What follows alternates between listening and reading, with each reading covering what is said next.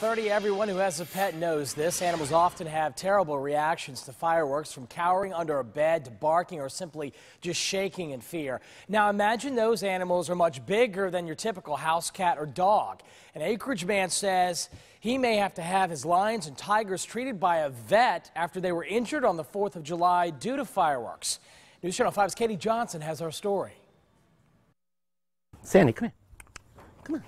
A lot of cats live at Mark McCarthy's wildlife sanctuary in the acreage, more than 24. Some, he says, are still recovering from an explosive 4th of July. Mortars were being fired off and ambers were floating down into the cage. He took this video of the fireworks and pictures of what landed on his 7-acre sanctuary. Neighbors admitted to me they were lighting off fireworks, but didn't realize what they were using was illegal to set off in the county.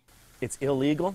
What I'm doing is legal. I'm doing the community a service by taking in injured animals, taking in orphan animals. He says some of his big cats got so scared during the fireworks that they ended up hurting each other. They start to kind of run back and forth throughout the enclosure, and they bump into each other, and then they start fighting with each other. Mark hopes that for the safety of the more than 200 animals at his sanctuary, that his neighbors will be more careful next year. It's a big deal, because if something happens, and let's say there's a fire or something, and I'm not going to have the time to get all those animals out of here.